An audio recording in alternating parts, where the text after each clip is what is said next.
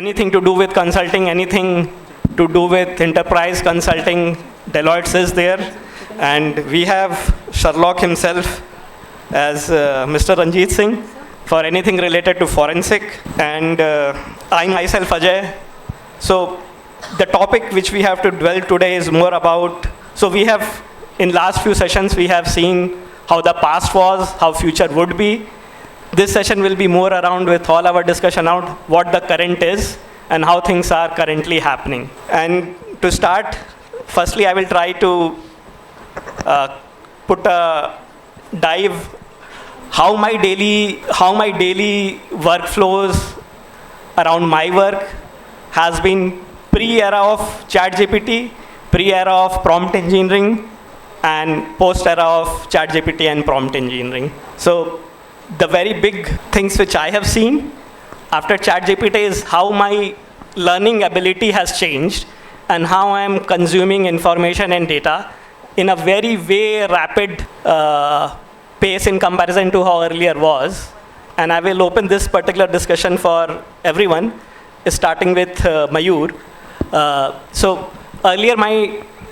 during college, my learning was more about reading through the books, cover to cover, gaining information, gaining knowledge. After COVID, after college, during jobs, the learning was more around consuming contents on YouTube, consuming contents around which are more specific to what I need to learn. After ChatGPT and prompt engineering, now when I have to learn something, I put a prompt, I have these knowledge, I want to go from there to there in terms of my learning ability. Give me a plan around it, right? How should I do it? And how should I do it in next 5 days, or how should I do it in next 1 month? And what should my daily schedule look like? So it has been a very phenomenal increase how I'm able to now expedite my learning in comparison to what the earlier was. What has changed at your side in terms of learning and other day-to-day activity which you are doing? Hey everyone, good afternoon. So basically I have seen one thing. So earlier we used to have around 22 people in our team, right? Once before the AI and ChatGPT and this all the extension. After that, what we have seen, we crossed down to like 12 members team, because we have seen like productivity is so high. So let's say if we talk example of ChatGPT or that extension that we use usually in this IDE. So here we have seen like you can give the prompts, right? Prompt can be easily, you can see, you can write any code, anything, whatever you want to do. It may be a sort of class or example, whatever it is. I'm basically from the Java background, so I'm just taking in that terms only. So productivity is majorly impacted, like it's being very productive, right? So you can, let's say, earlier we used to have Java only, but now I do have multiple languages in my portfolio, like Python. Right? I used to have the Python now also. This both because I know the concept that we have behind the scene, right? Let's say if I'm using Java, I know what exactly I need to do in this Java, right? I do have the subject matter expertise. So what I did, I started learning that curve to convert to the Python also. Let's say I've given some classes, given some references, and say that I need something in Python. So that what exactly we have seen is like, it's a response is very smarter way actually. We can say if we ask Python specific version also, then it's a very smarter way to give that response and use to our day-to-day basis, right? So this is what we have seen. Like I have seen my experience. So majorly around it only. And one thing I have seen like ChatGPT, right? We always talk about the ChatGPT. So ChatGPT itself having that capability now to do this debug function also. Earlier we don't have this debug session in the ChatGPT at all. But now we have it. Even though they are defining day by day. So this is how I can see that it's majorly impact on productivity. And in terms of if I can say in daily basis, we have this co-pilot in the teams, Microsoft Teams also, right? So what we have seen, like the person who is taking the notes earlier, now is using ChatGPT or this co-pilot, right? So they just used to have the button clicked and they will get everything, either the action items, that meeting some movements, whatever it is required, they will get everything. So this is how I can see that the productivity is being increased. Okay, thanks. That is a great insight. So Venkatesh, my earlier startup which I started and did was before prompt engineering and ChatGPT. I had scaled the company from 5 employees to 400 employees. So my process of hiring and going through that particular cycle was very different. How do you think in your day-to-day currently how the hiring is getting impacted, and from an HR perspective or from a talent management perspective, how the things are changing in your day-to-day work? Yeah, thanks. Hey, good afternoon all. I know we are kind of a queue almost 3 years and we'll take too much time now. So this is what happening in current world. Before we talk about anything, let's say why AI is kind of required today in this instance and how this technology is in space, right? So all of us kind of want to minimize 3 things: time, efforts, cost. Because I'm going a lot of repeated tasks and everything, and I'm going to minimize few things in that line. There's a huge cost involved. We can do same kind of task multiple times, and I have to minimize cost. So what are the things you're doing today? It actually required its projects or initiatives, anything in that line. How you're going to minimize this time, efforts, and cost, and that's how we're going to hire as well. I'll just give some kind of simple scenarios how this AI can impact on your careers as well, and how we are doing as a HR point of view as well. Just imagine that this room might be 500 people, and I just need to interview 10 people. I don't have enough time today, and same time, no one really invests in 500 hours to invest into a lot of candidates.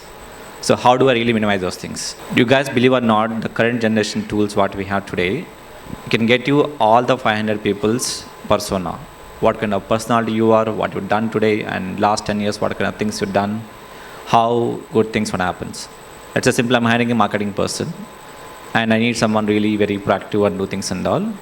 It shows all your social media hurdles and find out the information what exactly works in that line, and give me the persona. Hey, out of these 500 people, this is the top 10 personas who can fit into this job. So you might be thinking that hey, I've done a lot of lead code problem solved, I've done these things and XYZ things and all. It's all public information.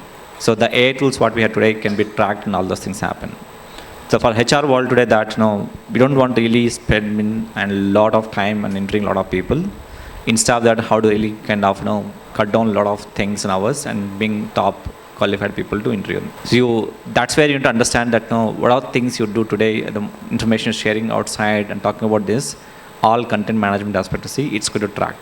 So that's kind of feeding us to kind of building personas. And same time, you might do a lot of projects, initiatives and everything that way. AI is one side of journey, and honestly, it's not that evolved in kind of interviewing space and everything. That we're still doing a lot of manual stuff that line. It might come in future as well.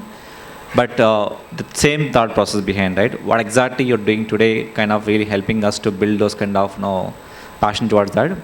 Today might be, he's talking about Java, Python, a lot of skill set change. Tomorrow something else comes up knowledge. There are a few basics are very fundamental same. When I'm studying myself and now itself and 20 years back as well, some of the creative skills, your problem solving skills, you're kind of building those things and all. So the functional behavioral traits won't change. The problem statements might change, the way of working might change, new technology might come in that line. The fundamentals of how the functional behavior skills won't change. So as a student, you need to understand that my fundamental functional trainings are happening fine. Then technology kind of come and go. Today you might be learning a lot of coding skills and everything, prove yourself.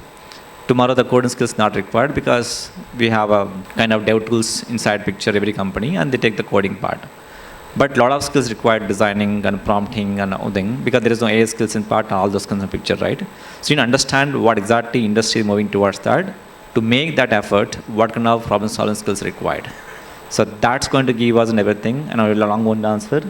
But simple thing is that identify what is actually minimizing time, efforts and cost. Invest on your skill set accordingly, and don't think that someone not watching you, but that's what AI does every time. So we are getting that lot of predefined personas to understand people, so it's minimizing a lot of time of ours as well. Okay, thanks.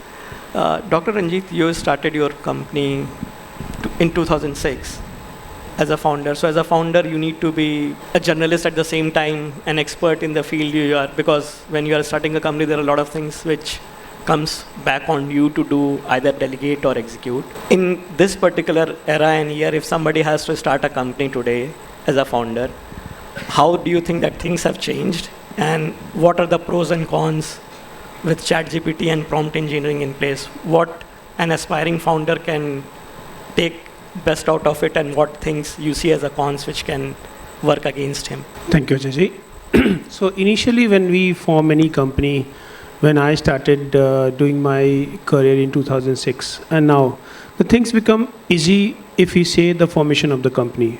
But equally it's important to, once you are forming the company, you have to take care of all legal compliances, which you can easily take a help of the ChatGPT, as my friend Raghavji is very rightly said that. When earlier we want to start anything, we need to take the consultancy by going in person to the individuals. But now you can take all this information at your own place. Hiring again in the company is become a crucial once you are starting, because nowadays when we started our career as a forensics, now the forensics taken a different shape.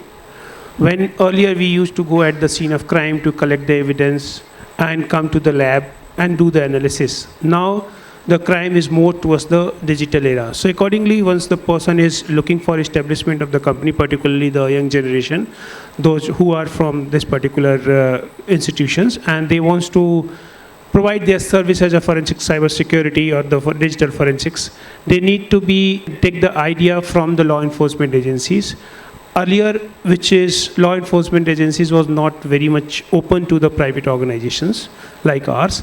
But now, as per our new government also say that, and our new law also saying that forensic expert visit is compulsory. Earlier it was voluntary. So more and more companies going to come.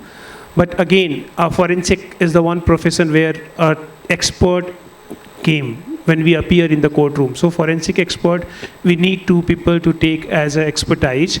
And equally important, when you are forming some company, you have the people, those who have the expertise with particular subject.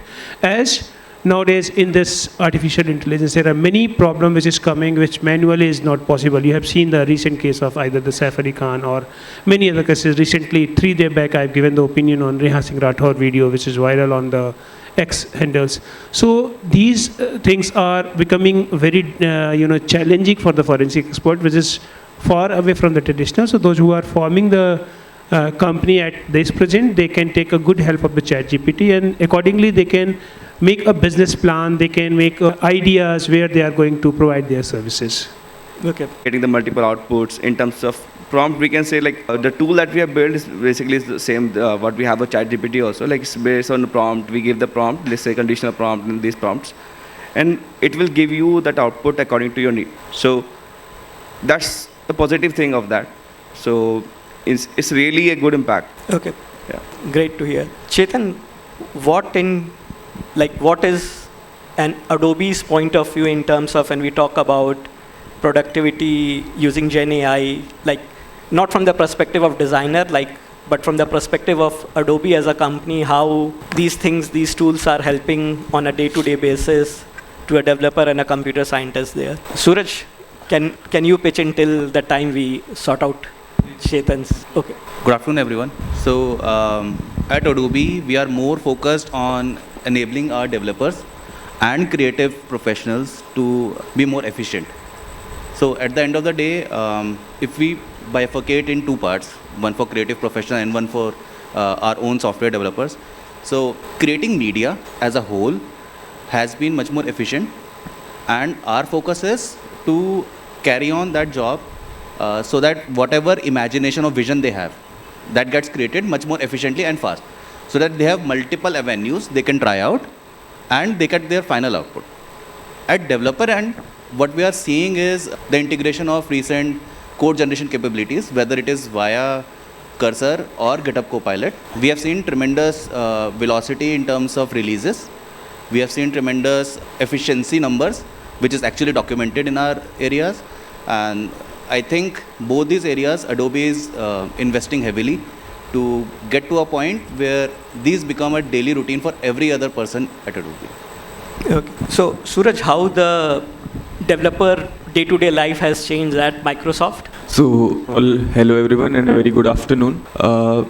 Frankly speaking, it has changed a lot. Starting from, a language implementation to architecture decisions that we take, the meetings that we go to, every aspect of it has changed. So for example, a couple of days ago, I was in an architecture review.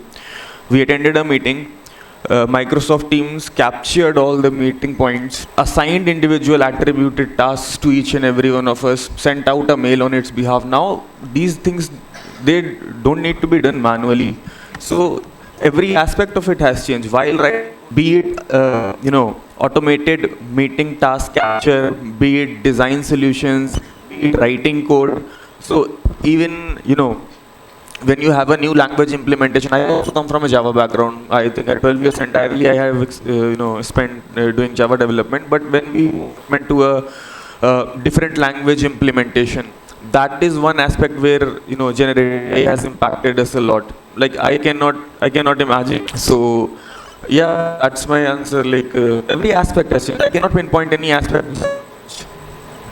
So what I was trying to conclude is that every aspect of it changes, not just writing the code, getting it deployed and taking it into production, but even the individual steps that are part of it, be it meeting discussions where you have to capture all those points, synchronize with everyone, take common decisions, communicate to everything. Each and every aspect of the tools that, at least in the Microsoft dev environment today, it has changed. Everything. Every tool has an AI integration which allows you to collaborate better with people, write better code, write better tests for it, and effectively take it to production. I cannot tell you a single point of integration which doesn't have an AI integration today. Like zero. Okay. Ranjit, coming on to you. So we see a lot of Gen AI capabilities with prompt engineering, which can scale marketing effort, which can scale designing effort. So as a founder, how things are getting adopted in your company around marketing aspects or creating creative contents for social media posting and all those stuff. So how that is currently, like what do you see and how it is going forward? So if say in a broader sense, it's very, very helpful when we talk about the generative AI. As part of my company is concerned, we are limited to law enforcement agencies. So we are not very much prompt to the, we are not very much used to the social media engineering, social media posting and other things. But yes, to see the other companies coming with a new generative idea, AI is very, very helpful. And on daily basis, as one thing we learn in our forensic, that is called the psychological forensics, where the color forensics, cyber psychology is the one thing. Nowadays, people are getting attracted towards the generative AI images which is coming on the social media or which is coming in any presentation, or even you can see the today presentation which is the organizer has made on the Canva. They have a different kind of huge which is attractive. So it is very, very helpful, and I'm sure that this is giving. Yes, in my field, if I say in forensics, we are using this to understand the pattern recognitions. If some kind of images is coming, where we are doing the image analysis, where we are doing the authenticity of images analysis, or if there are some kind of things which data breaches happen from one company to the other company, and we are getting such images. So either these images are generated by using the prompt which is by the other companies or not. Similarly, these image, if we see the graphic analysis we are doing for the pharma company, where the many drug design copy and the packaging and other things, when some kind of fraud is coming, we are using these kinds. So if we say in the summarized form, it's very, very useful nowadays when we are talking about the generative AI and taking their help into the investigation as well as in the marketing and other things. Okay. One thing I want to add to this one regarding content and marketing, right? So what we have seen, we used to set the region for the particular campaign, right? Let's say we are running some campaign for some marketing prospect. Now the Google is that much smart that it will automatically give you the suggestion that you are putting these many parameters, you should target these particular reason. So here I can see a major, like let's say I'm a single person, I'm putting some value, some dynamic value, and it will keep, maybe I'm not triggered the right audience, right? So now they have the capability enough, right, to move it to the correct audience set altogether. So this is how I can see that marketing is getting impacted in this one. Okay. Chetan, so recently I have using a lot of ChatGPT as well as prompt engineering to constrain social media content for my social media posting for the companies, as well as I am trying to use it for certain design element in my website. I want to understand, and I'm using Adobe tool also. I want to understand from computer scientist perspective, since all these things are getting generated from a very big data set which is getting trained onto it. Earlier when we used to have designers, there are a lot of elements, unique elements which a designer was bringing in, are these unique elements in long term will be getting eroded, and whatever generative AI content we are seeing in everywhere, will it become more homogeneous in nature? Like how do you see the world, and do you see it as a problem? And if it is a problem, how technically we are trying to solve it? As Dr. Singh already mentioned, that this is only going to augment what we envision, right? So whatever basic elements we have, earlier when you used to design, you had to crop out images, you had to go into Photoshop and select objects, and then manually, it would take you hours to do that, right? Now what has changed is creating those elements has become easier. So let's say if you have a photograph of this auditorium, right? And now you see, okay, I need to remove this section. So you just go in Photoshop, paste this image, and just ask it for generative remove. That way it would just remove it, and it would make it seamless, as if it was not there. So those kind of things have only augmented whatever basic assets we used to create. And I think this will keep on improving, but it won't remove them. Because at the end of the day, your AI is as strong as your data. So we need more data, and new innovations and new creativity will only happen on those new data. So I think this will evolve. Okay. Mayur, this question is to you. So all these big tech, right, they are coming up with their documentation around how to be a better prompt engineer, right? How to write prompt engineering prompts which can help you out. There is a document around 100 pages from Google, similar around Microsoft. Big Fours are also coming with their own documentation how to be good at prompt engineering. So what is your insight like for people who are sitting here who are still in college and trying to use prompt engineering? What are the important good tenets they need to pick up so that they start using prompt engineering in a more better way?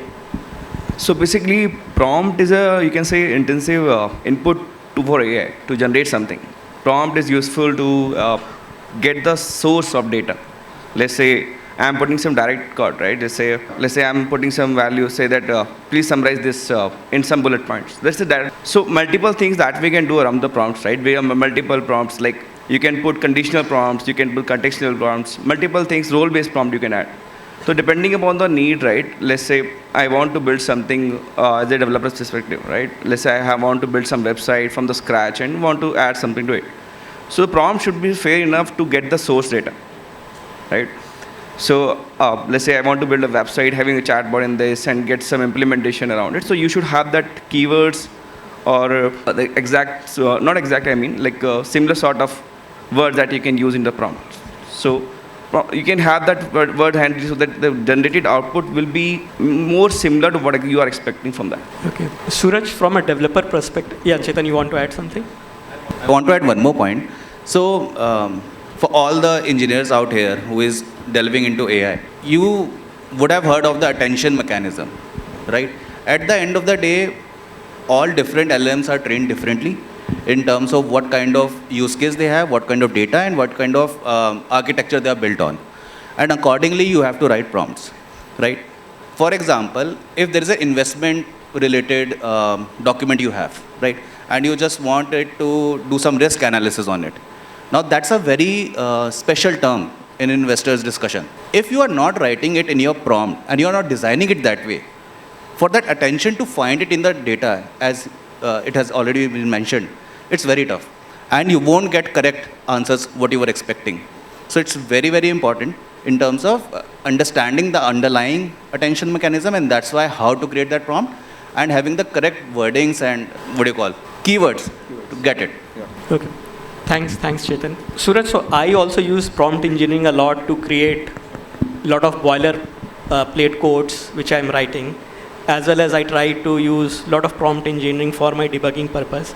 But from a developer perspective, should a developer who is trying to start his programming career should try to look at an AI-based editors, right, which with autocomplete feature, or they should look like what will help them better, whether it's an editor which is AI-based, which is auto-completing, or a prompt engineering tool which is immediately providing them a boilerplate codes, with certain things already in place which are more generic and more common in nature? This is a very subjective question. And coming from a background, when I started, everything was manual. So I have a slight bias towards people who are starting new, shouldn't be doing these kinds of things from a learning perspective. Just an example, if you want to set up a Spring Boot application and you use boilerplate code to configure internationalization in your project or to XYZ kind of things, you would actually not delve inside the component architecture that actually drives it. So if you're starting, I would say no. If you're intermediate, then maybe yes. And if you are above intermediate, then obviously true. So it's also about the anatomy of how these things get processed. So when you give a prompt, it's more about how it is getting processed behind the scenes. So a very good architecture that was shown today in the slides was a timeline of how we started with perceptrons to Adeline to Madeline and whatnot, and then to the AI winter where backpropagation algorithms were deployed over a multi-layer neural network, and then how we reached today. So you have to understand that the logic behind it is running. It's not magical. It's not that you give a prompt and you get the code back. There is a lot of things happening behind the scenes. You have to spend your time, effort into learning that. So if you are a beginner and you're just using prompts to do web app in a day, you don't learn anything, and I am not an advocate of that. Once you are well versed into it, you know how things work behind the scenes, and you are doing it for practical purposes. It's true, I agree with that, but again, I might be biased. I come from a traditional background. Okay. So just one thing I want to add. So I do agree with Suraj. Like everything, like we can't rely on AI. We should have that AI subject matter expertise also. Let's say if I'm building something, if I'm writing some prompt, the response I'm not that much sure is how much this is correct. Right? It's maybe a 20% or 30% of error also, depending upon that environment or the multiple other factors which may be leading to this error. Right? So just to quote an example here, so I have seen multiple PRs has been raised, means multiple PRs for this security breaches, means the security vulnerability in that GitHub. So whenever we look into those, it always raises the PR. So basically a human have to go there and just review those PR, because those are maybe not that much sufficient with the environment or ecosystem that you have, right?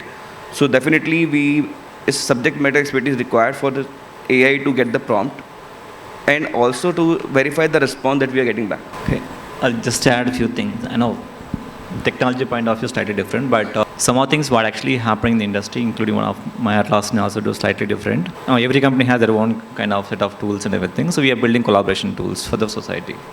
So instead of prompting a lot of things what's happening, we are kind of build a certain kind of AI agents and everything. So let's say we are now talking last half an hour, and there are a lot of discussion points happen from your end and our end, and every point might have some action items and everything. And who's target audience? Students. So after that entire discussion happens, so there is a kind of content built by our AI agents, and agents talks about, hey, this is what action item talked about, and as a student, this is what you have to be understanding about that. Create all action items, documentation, and send them back. Okay, done now, so what's next? But automatically it's behavioral traits. So based on the student's response, how they're reading it and asking questions and everything, the documentation coming automatically, instead of prompting and everything, it's basically understand behavioral traits. So we have a product called Loom. Loom basically is video recording transcription tools and everything. So based on every meeting in Atlassian is recorded by Loom. So in case you want to talk about everything what happened 2 years back about this meeting as well, there are kind of action items defined and assigned to Confluence page and more about all the action. So I think industry is not about just thinking about what's happening today and versus tomorrow. It gets changed a lot that side. But how the entire things are using leveraging person and how the person is actioning those things, it giving us more data points in that line. Okay. Yeah, and one more point to add. So it doesn't mean that you don't have to facilitate your learning with AI. Just because someone is of the opinion that you should write your code and learn in a traditional way, doesn't necessarily mean that you don't auxiliary support your learnings with AI. That is obviously something you need to do. Okay, so. Suraj, starting from yourself, so the last question for this panel discussion, then we will open for Q&A from students and anybody who's interested. So how in this particular age and era, what are the things needed from student and people who are in college to future-proof their skills? So what they should start doing, what should they start focusing in their current college learning? And Awesome question, man. I and wish it I is had, from left everybody. I will like to have. I wish I had half an hour to answer this. But see, it starts with statistics. You don't have statistics, go grab a book on statistics, start learning. Bayes' theorem, probability distributions. That's the base of what's running behind the scenes. If your library doesn't have a book called Why Machines Learn, go to your librarian, ask him to get that book for you and read that book. I'm not a sponsor of that book, by the way, but it's a really nice book. Do statistics, do programming concepts, start from the history. And as the professor rightly said, it started somewhere. Why was a perceptron trained? Why was an Adeline trained? What were the restrictions that a Madeline could not be trained on Adeline? Why? Study this history, study statistics, do your maths. Maths is the key, guys. I was not very good at maths. And what I had to do when I went into the AI space 2 years before, I had to grab my books again, study Leibniz theorem, study all these kinds of probability distribution statistics, generate on those algorithms, and then do my stuff again. If you do it right here, right now, right today, tomorrow, you don't have to pick those books again, and your fundamental concept would be strong enough. So learn from that. You have to do maths. That's the key. I would like to add a couple more points to that. Yes, it's very important for our basic ML skills to be developed and what is the foundational knowledge behind it. I would also like people to add skills like problem solving. So traditionally when people used to solve coding questions or data structure algorithm questions, what are you doing? You are basically trying to solve a problem which is existing, right? By creating your own logic. So in every industry, people need problem solvers. Innovation happens because you are trying to solve a problem. So that's one of the core skills you should have. Yes, then basics of ML, basic of your data structure and everything. And you have to understand it's a learning curve. So throughout your life, you have to learn again and again. It's not like you are done with your BTech and again it's all roses after that. It doesn't work that way. Every day you have to learn some new skill, and that will actually be a compounding effect to your career. So that's from my end. I think mostly covered by Suraj and Chetal, but yeah, would like to add 4 more. So I've seen a myth, right? So the AI will eat our jobs. It's not like that. It's an add-on to our job. So let's say if I'm a developer, I'm having AI skills. Like that means I can my work more promptly, more productivity I can do. So like keep learning, right? There is no limit for learning, right? We should have at least 1 hour of learning every day, new thing. Then we will end up learning many things, right? So keep learning every day, and yeah, mostly I think covered by those skills. Okay. I'm HR guy, I can talk more in those areas. Okay. I know you might be learning a lot of subjects today and a lot of tech aspect to see and all those things. Trust me, that will give you just a entry ticket. Let's say tomorrow it comes to practical reality wise, when it comes to interview process, everyone must go for 3 or 4 rounds of interview process. In that only 1 round, 2 rounds might be tech rounds. It means you have to write some code or do something and get inside. But trust me, that will not give you a job. Max to max to give you entry ticket. So, but actually, what actually doing all this while to get that job, right? So that's where we need extremely passion skills, what things you're learning or doing something. So it means you're creating a lot of projects, initiatives, what are things you're working on. No one going to ask you, hey, what's something build a new today in interview process. I don't think so. Someone can build every day new things. It's impossible. But actually based on skill set, what you're learning today and how things happening, new way of doing things, or this is my way of doing things, or this is what we've done something slightly, what is that next today. So it means you tell that story in such a way that this is what I'm super passionate about it, be it coding, be it design, be it something else, and tomorrow security, what sort of skills are. So your entry skills is must, as a tech panel said that everyone that learn something, DS skills, coding skills, XYZ things and all.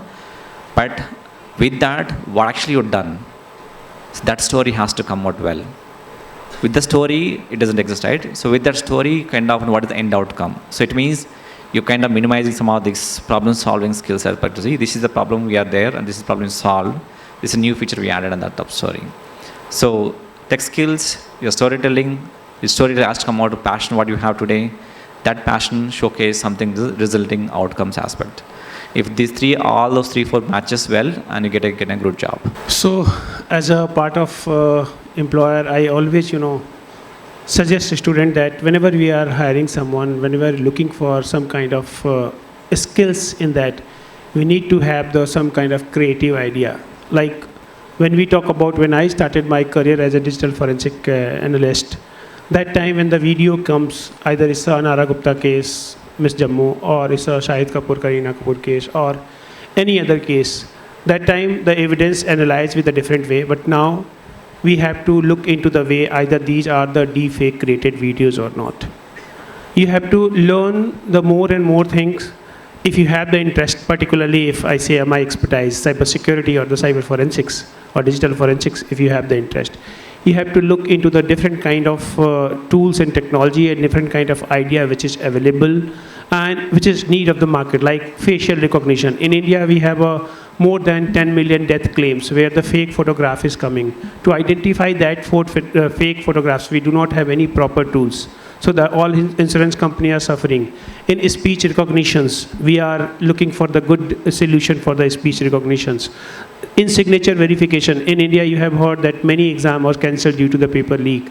Or the people, those who are not going and other people are setting, like other people are going in place of them. So their signature and fingerprint examination we are doing. For fingerprint, we have the good automation system, but for signature, we do not have. And recently, we got the project from the NEET that we have to analyze the 50,000 individual fingerprints. So you can understand how difficult to analyze anything manually for 50,000 individual, and we have to close that into the limited time of period because TAT is very limited. So such kind of things, being in this your 4-year, 5-year of education time, you can develop yourself that skill, your interest, and make yourself perfect in that. And government is looking for such kind of things, such kind of people through their different project. Earlier it was voluntary, but now from 1st July 2024, visit of forensic and use of the forensic expert is compulsory. Without forensic report, you cannot submit any charge sheet if the conviction is 7 years or more. And lastly, I'll say, stop consuming drug. Drug means a virtual drug. We all are consuming the virtual drug through the Instagram, particularly the youth generation. I have seen when I used to travel in the metro, when I just want to beat the traffic and I was just go through the metro. So I see the people are just bending their head and they are scrolling the reels. And that's why when you are not focusing more on the creativity, you will get the same kind of productivity. As the topic of this panel discussion is prompt to productivity. And you all have consumed that drug. Let's do this exercise and I'll prove that you all have consumed that drug. Right? So Rekha ma'am, you are looking very beautiful. Sorry ma'am, I'm not teasing you. So let me complete. You are looking so beautiful, so elegant, just looking like a C. That is the outcome of the drug. So we all have consumed that drug. Ma'am, actually you are looking beautiful. Thank you so much.